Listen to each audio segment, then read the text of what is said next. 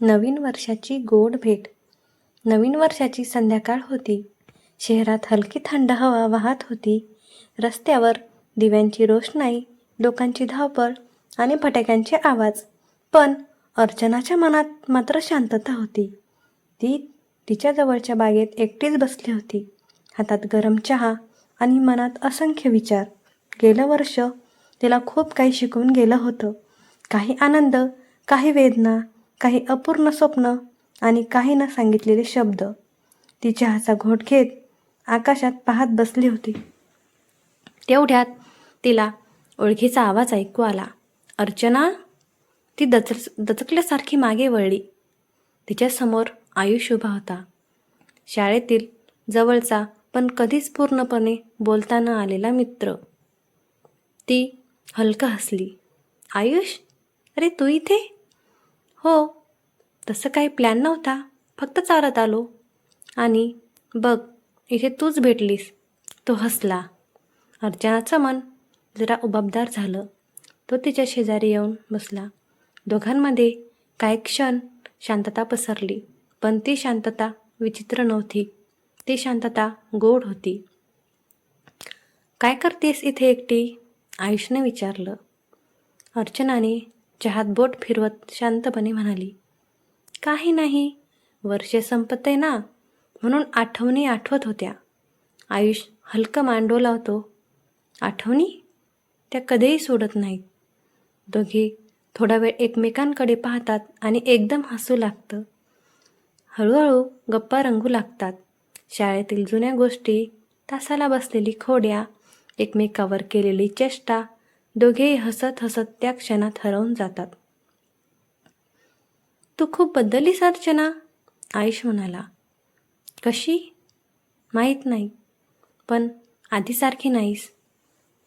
आता जास्त शांत, जास्त परिपक्व आणि जास्त सुंदरही. अर्चना थोडी लाजली. थांब आता, ती हसून म्हणाली. तेवढ्यात हलका पाऊस सुरू झाला. थंडी वाढली. आयुषने लगेच आपली शाल अर्चनाच्या खांद्यावर टाकली. नको रे, तू थंडीने मरशील. मी ठीक आहे.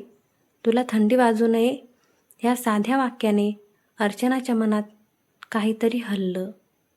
धडधड वाढली. निर्मनुष्य बाग, हलका पाऊस आणि दोघे एकाच शालीखाली.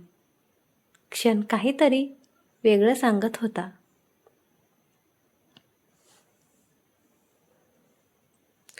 फटाक्यांचे आवाज वाढू लागले. नवीन वर्षाचा क्षण जवळ येत होता. अर्चना, आयुष हळू आवाजात म्हणाला. हं, तुला एक गोष्ट सांगायची होती. खूप वर्षापासून अर्चनाचं हृदय जोरात धडधडायला लागलं. काय? आयुषने थोडं धैर्य गोळा केलं. मी तुला नेहमीच खास मानले. आपण शाळेत असताना तू हसलीस की माझा दिवस छान व्हायचा.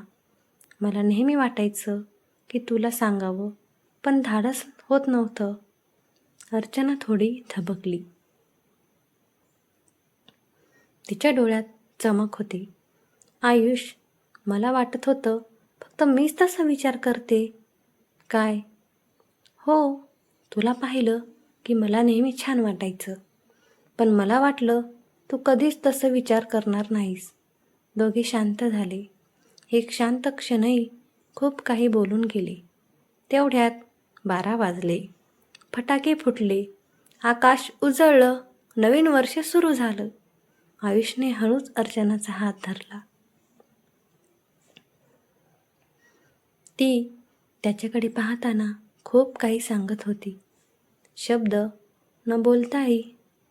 Happy new year Archu. Archana हलका हसली. Happy new year Ayush. दोघे हातात हात धरून हळूच बागेतून चालू लागले. थंड हवा होती, पण त्यांच्या मनात ऊब होती. पाऊस थांबला होता, पण त्यांच्या प्रेमाची ओल वाढत होती. फटाके बंद झाले होते, पण त्यांच्या हृदयातले दिवे पेटले होते.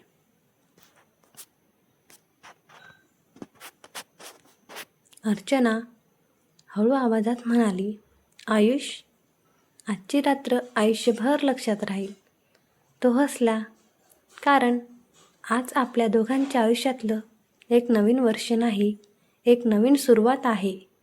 दोघेही रस्त्यावरच्या दिव्याखाली चालत होते.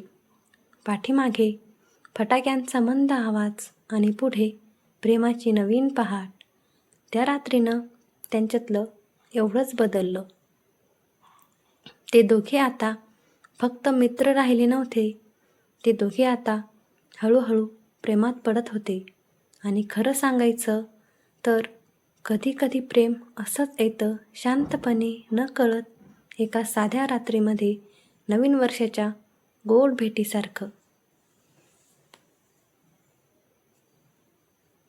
स्टोरी आवडली असाच चॅनलला सबस्क्राईब करा, लाईक, शेअर आणि कमेंट करा. थँक्यू.